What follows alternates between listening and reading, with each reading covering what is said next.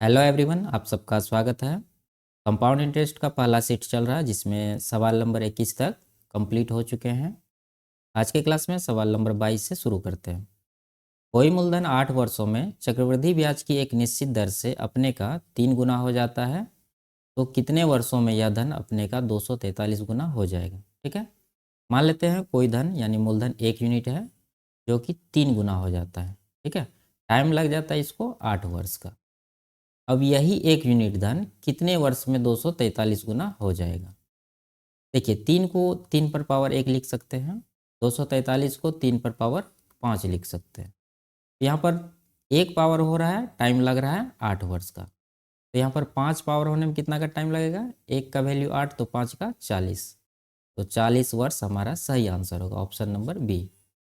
अगला सवाल देखते हैं। कोई धन 27 वर्षों में चक्रवृद्धि ब्याज की एक निश्चित दर से अपने का 64 गुना हो जाता है, तो कितने वर्षों में यह धन अपने का 512 गुना होगा। ठीक है, तो मान लेते हैं धन 1 यूनिट है जो कि 64 हो जाता है, टाइम लग जाता है इसको 27 साल का। और यही 1 यूनिट धन कितने समय में 512 गुना हो जाएगा। देखिए, 64 को लिख सकते हैं 8 पर पावर 2 और 512 को लिख सकते हैं 8 पर पावर 3। तो यहाँ पावर 2 हो रहा है, टाइम लग रहा है 27 साल। तो पावर 3 होने में कितना का समय लगेगा, 27 को 2 से डिवाइड करेंगे, इस 2 से 27 को डिवाइड करेंगे तो पर ईयर एक पावर में जितना लगेगा वो आ जाएगा। उसके बाद यहाँ पर 3 है तो 3 से इसको गुना करेंगे, यानी 27 का 1.5 गुना, ये हो जाएगा 40.5 साल। ठीक है, अगला सवाल देखते हैं। कोई मूलधन 15 वर्षों में चक्रवृद्धि ब्याज की एक निश्चित दर से अपने का 27 गुना हो जाता है, तो यह 25 वर्षों में अपने आप का कितना गुना हो जाएगा। देखिए, मान लेते हैं 1 यूनिट मूलधन रहा होगा जो कि 27 गुना हो जाता है, यानी 1 से 27 हो जाता है, टाइम लगता है इसको 15 साल का। अब यह 25 साल में कितना गुना होगा। अब यहाँ पर समय दिया हुआ है, अब पूछ रहा है कि कितना गुना होगा। देखिए, 27 को लिख सकते हैं 3 पर पावर 3 और यहाँ पर देखिए पावर 3 हो रहा है, टाइम लग रहा है 15 साल। तो यहाँ पर भी पावर 3 में ही बढ़ेगा, लेकिन टाइम जो है 25 साल है।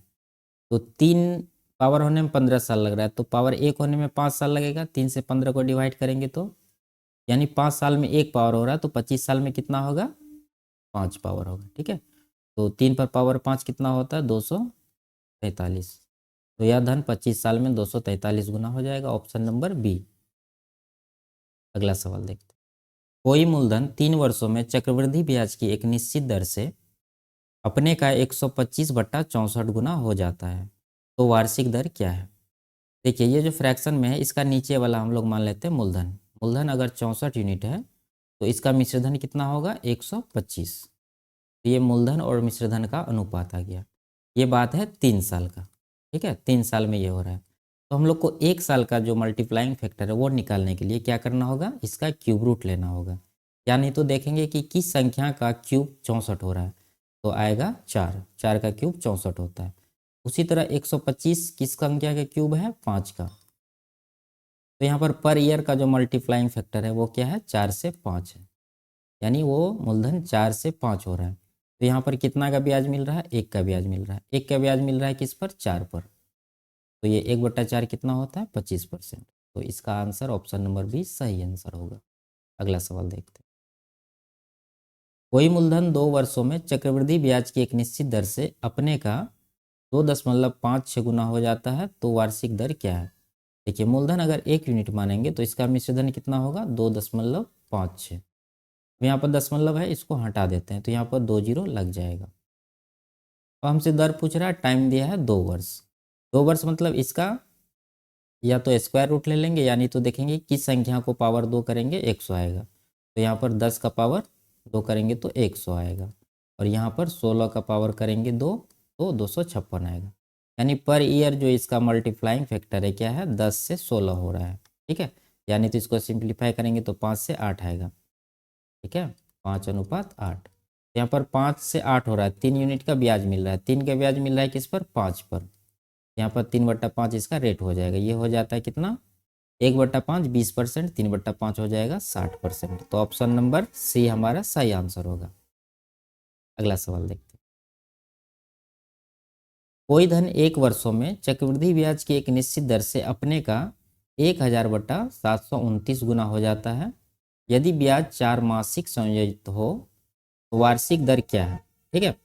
अब यहाँ पर अगर मूलधन को 729 मानेंगे तो मिश्रधन कितना हो जाएगा? 1000 हो जाएगा।